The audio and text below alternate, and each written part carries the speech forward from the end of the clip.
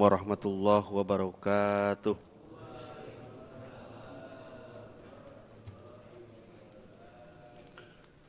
Alhamdulillahilladzi anjala sakinata fi qulubil mu'minin liyazdadu imanan ma'a imanihim.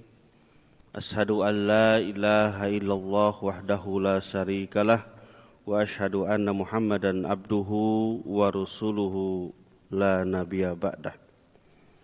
Allahumma salli ala sayyidina Muhammad wa ala alihi sayyidina Muhammad salata wa salaman daimaini mutalajimaini ila yaumiddin. Hadirin sidang salat subuh rahimakumullah. Pertama-tama mari kita panjatkan puja, puji dan syukur kita kehadirat Allah Subhanahu wa taala yang alhamdulillah di subuh ini berkat kudrat dan irodahnya, hidayah taufiknya, kita bisa melaksanakan sholat subuh berjamaah. Sekarang subuhnya itu mau nyampe jam 4, begitu berat tantangan bagi orang-orang yang keimanannya belum kuat. Ini tantangan berat orang-orang yang bisa melalui tantangan ini, bisa bangun subuh, sholat subuh berjamaah. Sungguh sebuah anugerah kenikmatan yang Allah berikan kepada kita. Mudah-mudahan ibadah kita dimulai dengan salat subuh berjamaah ini menjadikan ibadah-ibadah yang lain mengikutinya, dan ibadah kita menjadi ibadah yang diridhoi dan diterima oleh Allah Subhanahu wa taala. Salawat dan salam tak lupa mari kita curahkan kepada baginda kita Nabi besar Muhammad sallallahu alaihi wasallam, kepada keluarganya, para sahabatnya, para tabi'in sampai umat akhir zaman yang setia kepadanya. Hadirin rahimakumullah, seperti biasa di Sabtu subuh 2 minggu sekali menyampaikan satu hadis dari Rasulullah sallallahu alaihi wasallam. Mudah-mudahan menyampaikan satu hadis ini sebuah nasihat bagi kita bersama, khusus bagi saya pribadi, umum bagi jamaah. Hadis yang akan disampaikan di pagi ini adalah bagaimana kita selalu memperbaharui iman kita, selalu memperbaiki keimanan kita. Hadis ini diriwayatkan dari Abu Hurairah, an Abi Hurairah radhiyallahu annahu qala Nabi sallallahu alaihi wasallam, jaddadu imanakum. Qila ya Rasulullah wa kaifa nujaddadu imanana? Qala aksiru min qauli la ilaha illallah. Dari Abu Hurairah meriwayatkan Nabi SAW bersabda di depan para sahabatnya, perbaharui iman kalian. Kemudian para sahabat bertanya, ya Rasulullah, bagaimana kami cara memperbaharui iman kami? Tanya para sahabat, kemudian Rasulullah menjelaskan, perbanyak mengucapkan kalimat la ilaha illallah. Hadirin rahimakumullah, salah satu keimanan nikmat yang paling besar yang dimiliki, yang harus kita lindungi sampai akhir hayat kita, adalah nikmat iman dan nikmat Islam. Kita bisa melakukan amal soleh tergerak, salah satunya adalah karena kita masih memiliki nikmat iman dan nikmat Islam. Ternyata keimanan yang ada diri kita itu tidaklah stabil, itu akan berubah terus, Pak. Kata para ulama itu, konsepnya itu keimanan kita yang ada diri kita itu yazidu wa yankus. bisa bertambah, bisa berkurang. Bertambah karena banyak ketaatan kepada Allah, berkurang karena kita banyak melakukan kemaksiatan kepada Allah Subhanahu wa taala. Oleh sebab itu Rasulullah menganjurkan agar iman kita stabil, agar iman kita bisa bertahan dalam posisi yang baik. Salah satunya adalah perbanyak oleh kita mengucapkan kalimat La ilaha illallah. Tiada Tuhan kecuali Allah. Mungkin selama kehidupan di dunia ini yang begitu menggoda, gemerlapnya dunia ini, banyak melupakan hati kita lalai, Pak. Banyak orang yang menuhankan pekerjaannya, banyak orang yang menuhankan uangnya, banyak orang yang menuhankan atasannya, banyak orang yang menuhankan hawa nafsunya. Ternyata dalam kehidupan keseharian kita, mana yang lebih banyak diikuti antara perintah Allah dengan perintah yang lain. Sehingga Allah di dalam Quran itu terang-terangan. Banyak orang-orang yang menjadikan hawa nafsunya sebagai Tuhan. Afa ra'aita manittakhadha ilahahu hawahu. Apakah kalian tidak memperhatikan orang-orang yang menjadikan hawa nafsunya sebagai Tuhan? Ketika seseorang dititipi harta kekayaan, hawa nafsunya itu pengen A, B, C, semua diikuti. Perintah Allah berat untuk dilakukan. Wajar bahwa Allah menyindir langsung bahwa banyak orang yang mempertuhankan hawa nafsunya. Dan inilah yang bisa mengurangi kekuatan iman di dalam diri kita. Perbaharui oleh diri kita terus meresapi La ilaha illallah, memperbanyak La ilaha illallah, agar hati kita tidak lalai mengingat Allah Subhanahu wa taala. Allah tidak melarang kita mencintai harta kita, tidak melarang Allah mencintai keluarga kita, tidak. Tapi yang Allah larang ketika harta keluarga itu melalaikan kita ingat kepada Allah Subhanahu wa taala. Ya ayyuhalladzina amanu la tulhikum amwalakum wala auladakum an dzikrillah. Wahai orang-orang yang beriman, jangan sampai harta dan anak-anak kalian melalaikan ingat kepada Allah. Hadirin rahimakumullah, keimanan ini harus kita pelihara, pertahankan sampai akhir hayat. Bahkan seseorang meninggal itu bisa husnul khotimah, bisa su'ul khotimah, tergantung sejauh mana dia mempertahankan, memelihara keimanan.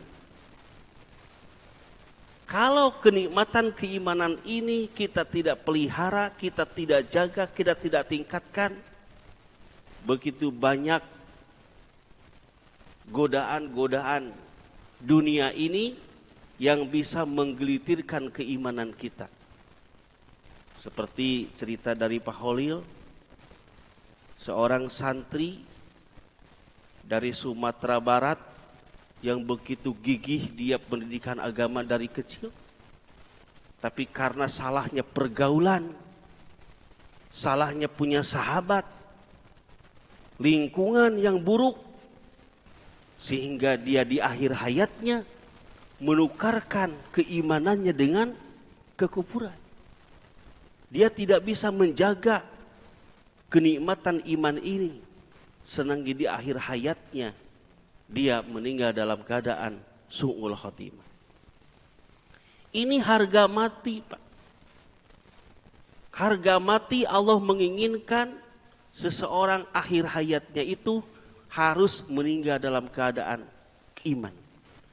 Ya ayyuhalladzina amanu taqullah haqqa tuqatih wa la tamutunna illa wa antum muslimun.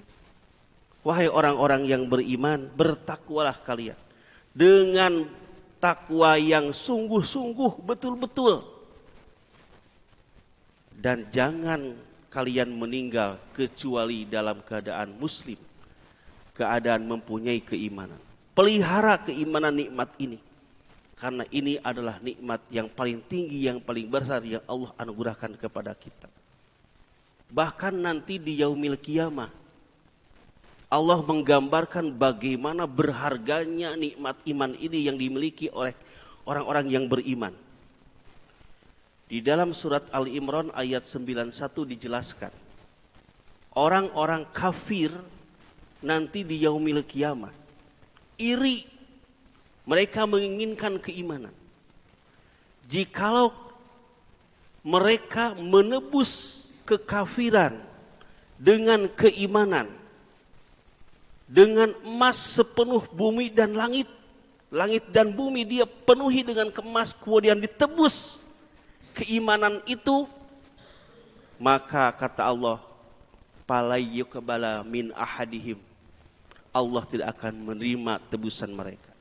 Begitu berharga Pak di hadapan Allah nanti di yaumil qiyamah nikmat iman ini. Orang-orang kafir ingin menebus, ya Allah, saya punya harta emas ini banyak, saya ingin menukar kekafiran, kekufuran saya dengan keimanan. Pada hari itu Allah menolak. Allah tidak akan menerima tebusan mereka. Ini begitu berharganya, Pak. Nikmat iman, nikmat Islam yang ada diri kita. Oleh sebab itu pelihara, perbaharui keimanan itu. Salah satunya yang diungkapkan oleh hadis tadi, perbanyak mengucapkan kalimat la ilaha illallah. Hadirin rahimakumullah, selain perbanyak mengucapkan kalimat la ilaha illallah untuk memelihara iman, di antaranya adalah banyak merenungkan ayat-ayat Al-Quran. Kita perhatikan konteks zaman sekarang, orang ketika dia banyak membaca Al-Quran, itu kewajibannya sebagai muslim kayaknya sudah selesai. Padahal itu baru tahap awal. Membaca harus dilanjutkan dengan mentadaburi, memahami Al-Quran.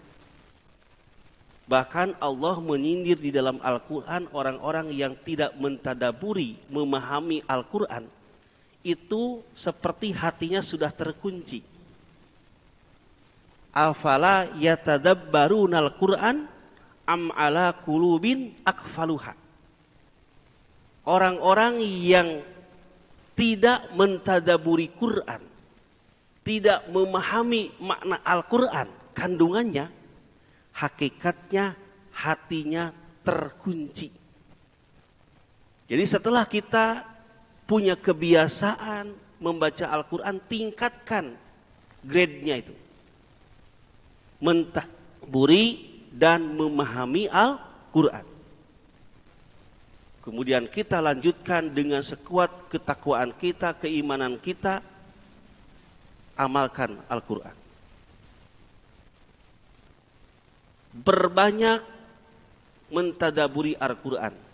Itu juga bisa salah satu mendukung kita memelihara keimanan dalam hidup kita.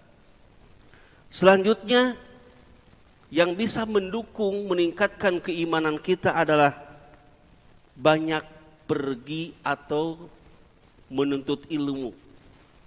Datang ke majelis ilmu. Ini tidak mudah, Pak. Banyak orang ketika melakukan salat berjamaah dia bagus, rajin, tapi ketika ke majelis ilmu, padahal majelis ilmu itu adalah salah satu yang bisa meningkatkan keimanan kita. Di situ ada orang yang mengungkapkan kajian hadisnya, Al-Qur'annya, kisah-kisah terbaik dari para ulama. Ketika kita duduk di majelis ilmu, keimanan kita lagi dicas. Kalau HP itu, Pak, dicas. Kita tidak ngecas HP sehari saja bingung. Tapi kalau kita tidak ngecas keimanan kita, kadang-kadang kita tidak merasa bersalah. Padahal hati kita itu karakternya cepat berubah. Cepat berubah, Pak. Mudah untuk goyah. Semakin banyak kita perbaharui keimanan kita, semakin kuat keimanan kita, hati kita untuk selalu mempunyai nilai keimanan. Maka ketika kita mempunyai kesempatan, waktu, luangkan. Kemanapun itu kajian ilmu datang, majelis ilmu itu digambarkan oleh Rasulullah seperti taman-taman surga, Pak. Jadi Rasulullah menggambarkan ketika ada majelis ilmu, masuklah kalian ke taman-taman surga. Karena disitulah indahnya orang-orang yang saling mengingatkan kepada Allah Subhanahu wa ta'ala. Langkah dari rumahnya dihitung. Langkah pertama kakinya mengangkat derajat, langkah kedua lakinya bisa menghapus dosa. Bayangkan, begitu besar Allah mengapresiasi pahala orang-orang yang pergi ke majelis ilmu. Kemudian berkumpulnya di majelis ilmu akan turun naungan-naungan rahmatnya Allah Subhanahu wa ta'ala. Kadang-kadang kita suka menyepelekan, ustadznya mah cuman itu saja. Pasti yang dibicarakan tidak ada yang aneh. Padahal bukan itu. Maka kata Pak RW kemarin sambutannya, jadi harus dikosongkan dulu pikiran kita. Ya, dikosongkan dulu, kita siap untuk menerima dari yang lain. Kalau kita sudah merasa penuh, kita sudah merasa mampu mengetahui, ya susah. Gitu. Ya, ambillah kita. Seseorang itu punya kelebihan kekurangan masing-masing. Ya. Saya tadi malam kontekan dengan Pak Haji Dikri dengan Pak Teguh. Mudah-mudahan rencana minggu depan kajian subuh Sabtu kita akan diskusi panel. Ada pembicara dari luar juga, mudah-mudahan punya waktu, masalah pemberantasan rentenir. Kita akan panelkan Pak Haji Dikri, Pak Teguh dengan Pak siapa tuh, Pak Amang yang bisa kemarin ya, Pak Dokter siapa itu ya, ya Irsyad Ahmad. Mudah-mudahan beliau bisa. Kita akan panelkan, diskusikan bagaimana pemberantasan rentenir di lingkungan kita. Mudah-mudahan dengan diskusi panel ini ada praktisinya, ada orang yang sudah bergerak terjun ke dunia itu, banyak informasi yang didapatkan. Dan insya Allah kita akan mengundang masjid-masjid terdekat, para pengurus RT RW bisa hadir ya, minggu Sabtu depan, Sabtu subuh, kajian subuh. Mudah-mudahan kita masih diberi kesehatan dan umur panjang. Hadirin rahimakumullah, ada beberapa yang bisa mendukung keimanan kita seperti yang disebutkan dalam hadis, perbanyak kalimah la ilaha illallah, banyak mentadaburi Al-Quran, kemudian pergi ke majelis ilmu, dan yang terakhir perbanyak sahabat-sahabat orang soleh, teman-teman orang soleh. Karena sahabat, teman-teman soleh ini bisa mengajak kita kepada kebaikan, dan bisa mengingatkan kita ketika kita melakukan kesalahan. Orang-orang soleh di antara kita yang sehidup sematinya lillahi ta'ala karena Allah, orang-orang ini mempunyai nilai syafaat nanti di yaumil kiamah. Bisa membantu kita ketika orang soleh ini sudah masuk surga, kemudian di surga tidak dilihat temannya, maka dia akan memohon kepada Allah untuk dihadirkan teman-temannya itu bersama dia masuk ke surga. Teman yang soleh, sahabat yang soleh bisa meningkatkan keimanan kita kepada Allah Subhanahu wa ta'ala. Hadirin rahimakumullah, itulah penjelasan hadis singkat dari hadis Rasulullah SAW untuk memperbaharui keimanan kita. Perbanyak dengan membaca kalimah la ilaha illallah. Mudah-mudahan keimanan kita bisa terus bertahan kuat sampai akhir hayat kita, sehingga kita bisa meninggal dalam keadaan husnul khotimah. Hadirin rahimakumullah, mohon maaf apabila ada kesalah kata dan yang hilaf. Wabillahi taufiq wal hidayah, waridau wal hidayah. Wassalamualaikum warahmatullahi wabarakatuh.